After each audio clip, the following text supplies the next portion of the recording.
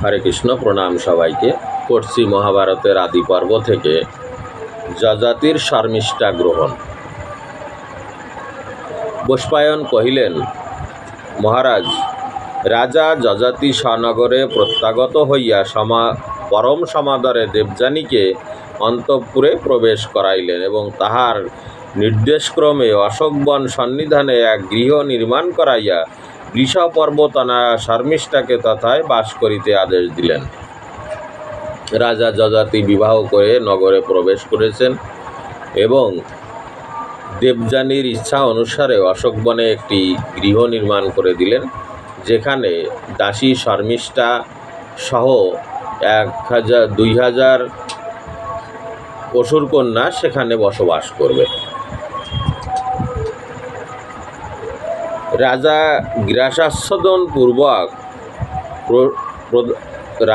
গ্রাসাস্বাদন প্রদানপূর্বক শর্মিষ্ঠার প্রতিপালন ও দেবযানীর সহিত পরম সুখে যৌবন সুখ চরিতার্থ করিতে লাগিলেন। এই সব কিছু নিয়ে খুব আনন্দের সঙ্গেই রাজা যযাতি দিন কাটাচ্ছেন।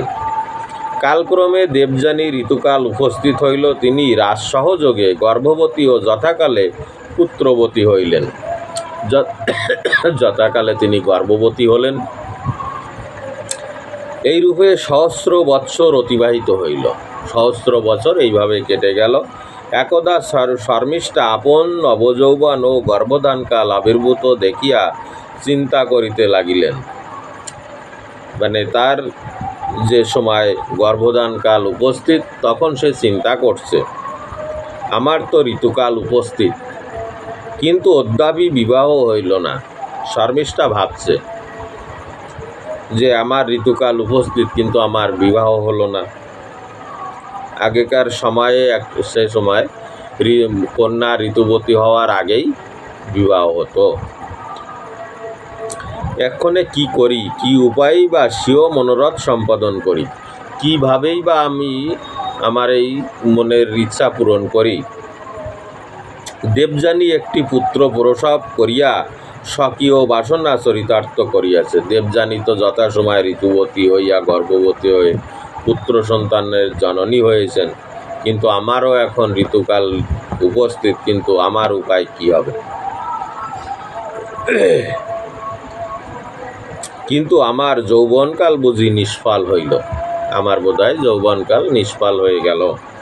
দেবযানী যে রূপে কৃতকার্য হইয়াছে, আমিও সেই রূপে মহারাজকে পতিত্ব বরণ করিয়া চরিতার্থ হইব। তখন সে মনে মনে একটা চিন্তা করল যে যেভাবে মহারাজকে পতিত্বে বরণ করেছে, আমিও সেইভাবে মহারাজকে পতিত্বে বরণ করব। আমি সন্তান কামনায় নির্জনে তার সহযোগ প্রার্থনা করিলে বোধ করি তিনি কখনোই তাহাতে পরাঙ্মুখ হইবে না। তিনি বললেন যে আমি যদি নির্জনে তার কাছে এই প্রার্থনা করি, নিশ্চয়ই তিনি মুখ ফিরিয়ে নেবেন না। এই অবসরে রাজা যযাতি অন্তঃপুর হইতে নিষ্ক্রান্ত হইয়া যদৃচ্ছাক্রমে অশোকবন সন্নিধানে আগমন করিলেন। এবার এইসব তার মনের মধ্যে ভাবছে। এমতো সময়ে যযাতি রাজা রাজগৃহ থেকে বেরিয়ে সেই অশোকবনের দিকে ঘুরতে গেছেন। সুচারুহাসিনী শর্মিষ্ঠা রাজাকে নির্জনে পাইয়া প্রত্যুৎগমনপূর্বক কৃতাঞ্জলি পুটে নিবেদন করিলেন। তখন তাকে রাজাকে একা নির্জনে পেয়ে শর্মিষ্ঠা তাকে নিবেদন করলেন, মহারাজ, ইন্দ্র, চন্দ্র, বিষ্ণু, যম, বরুণের অন্তঃপুরে কিংবা আপনার অন্তঃপুরে যে সকল স্ত্রীলোক বাস করেন, তাহাদিগের কেহই নয়ন গোচার করিতে পারে না। বললেন, ইন্দ্রলোকে বা বিষ্ণুলোকে, যমলোকে, বরুণের অন্তঃপুরে যেসব স্ত্রীলোক বাস করেন, কেউ তাদেরকে দেখতে পায় না। এবং সেই রূপ আপনার এখানেও যারা বসবাস করেন, যে সমস্ত স্ত্রীলোক আছে, তাদেরকেও কেউ দেখতে পায় না। হে রাজন, আমার কুলশীল রূপ, যৌবন প্রভৃতি কিছুই আপনার অবিদিত নয়। বললেন যে আপনি তো আমার সবই জানেন, আমার কোনো কিছু আপনার কাছে গোপন নেই। সম্প্রতি আমি বিনয়পূর্বক প্রার্থনা করি, আপনি অনুগ্রহ করিয়া আমার ঋতু রক্ষা করুন। অর্থাৎ আমি আপনার কাছে অনুরোধ করছি এবং প্রার্থনা করছি, আপনি আমার ঋতু রক্ষা করুন। যযাতি কহিলেন, হে সুন্দরী, তুমি অতি সুশীলা, সৎ কুলোদ্ভবা এবং তোমার রূপ কোনো অংশেই নিন্দনীয় নয়। বললেন তুমি সব দিক দিয়েই ভালো, তুমি সব দিক দিয়েই ভালো, যেমন রূপ, গুণ, সুশীল, সংস্কারপূর্ণ, কোনোটায় তোমার নিন্দা করা যায় না। কিন্তু দেবযানীর পাণিগ্রহণকালে শুক্র আমাকে কহিয়াছিলেন, অর্থাৎ আমি যখন বিবাহ করি তখন শুক্রাচার্য আমাকে বলেছিলেন, এই বৃষ পর্বত অনায়া শর্মিষ্ঠাকে তুমি কদাচ শয্যায় আহ্বান করিও না।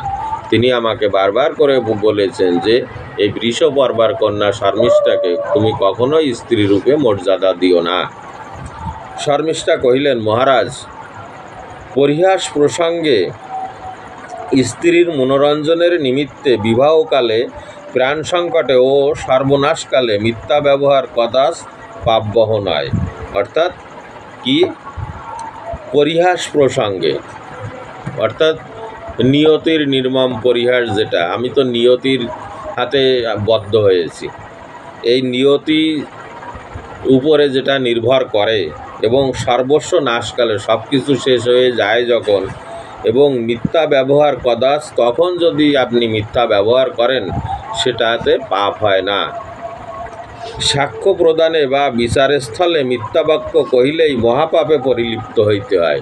যখন সাক্ষী হিসাবে গ্রহণ করে বা বিচারের স্থল যেখানে, সেখানে যদি মিথ্যা কথা বললে তাতে মহাপাপ হয়। যযাতি কহিলেন, রাজাই প্রজাদিগের দৃষ্টান্ত স্থল। বললেন রাজার অনুসরণ, প্রজারা রাজারই অনুসরণ করে। রাজা যে কর্ম করে প্রজারাও সেই কর্মের অনুকরণ করে। মিথ্যা কহিলে রাজা অবশ্যই বিনষ্ট হন এবং মিথ্যা কথা বললে রাজা অবশ্যই ধ্বংস হয়ে যায়। অতএব আমি অর্থকষ্ট ও মিথ্যা কহিতে সম্মত নই। আমার যত অর্থকষ্ট হোক না কেন তাতেও আমি মিথ্যা বলতে রাজি না। তখন শর্মিষ্ঠা পুনর্বার কহিলেন, মহারাজ, সখীর প্রতি ও আমার প্রতি উভয়ই তুল্য। অর্থাৎ তখন শর্মিষ্ঠা তখন বললেন যে সখীর স্বামী যা, আমার স্বামীও তাই, সে তো আমার সখী, উভয়ে একই, এবং একের বিবাহে অন্যের বিবাহ সিদ্ধ হইয়া থাকে, এবং একের বিবাহে অন্যের বিবাহ, দুই বিবাহ একই হয়ে থাকে। একজন বিয়ে করলে আরেকজনের বিয়ের কাজ হয়। অতএব যখন আমার সখী আপনাকে পতিত্বে বরণ করিয়াছে তখন আমারও বরণ করা হইয়াছে, আর আমি তো তার সঙ্গেই এসেছি। আপনি তো আমাকে সহ তাকে বিবাহ করেছেন। যযাতি কহিলেন, সুন্দরী, আর্তিদিগের প্রার্থনা পরিপূর্ণ করা আমার এক প্রধান ধর্ম। তখন বললেন, আর্তিদিগে অর্থাৎ অসহায় যারা, তাদের প্রার্থনা পূর্ণ করা সেটা আমার এক মহান ধর্ম ও অবশ্য কর্তব্য কর্ম, এবং সেটা অবশ্য কর্তব্য কর্ম রাজার। তুমিও আমার নিকট প্রার্থনা করিতেছ, তুমিও আমার কাছে প্রার্থনা করছো। অতএব বলো, তোমার কি প্রিয় কার্য সম্পাদন করিতে হবে, কি করতে হবে বলো। শর্মিষ্ঠা কহিলেন, মহারাজ, আমাকে অধর্ম হইতে পরিত্রাণ করিয়া আমার ধর্ম স্থাপন করুন। তখন শর্মিষ্ঠা বললেন, আমার অধর্ম থেকে বাঁচান আমাকে, আমি ধর্মকে রক্ষা করতে পারছি না। এটা একটা বিশাল মহত্বপূর্ণ কথা এবং অত্যন্ত তত্ত্বগত, যে কিভাবে যদি ঋতু রক্ষা না হয় তাহলে কিভাবে অধর্ম হয়। অতঃপর আমি আপনার প্রসাদে পুত্রবতী হইয়া পৃথিবীতে ধর্ম অনুষ্ঠান করিতে পারিব। অর্থাৎ আপনার গৌরসে আমি যদি পুত্রবতী হই তাহলে আমার ধর্ম অনুষ্ঠান হবে। আর দেখুন, ভার্যা, দাস ও পুত্র ইহারা যে কিছু ধন উপার্জন করে সে ধনে তাহাদিগের অধিকার নাই। অর্থাৎ ভার্যা, দাস, পুত্র ইহারা যা কিছু ধন উপার্জন করে এতে তাদের অধিকার নেই, তাহাদিগের প্রভুরই সম্পূর্ণ অধিকার। তাদের যে প্রভু তারই অধিকার থাকে। আমি দেবযানীর দাসী এবং তিনি আপনার বশ্যা। অতএব আমাদের উভয়েরই মনোরথ সফল করিবেন, এই অঙ্গীকার করিয়া আমার পানি গ্রহণ করুন।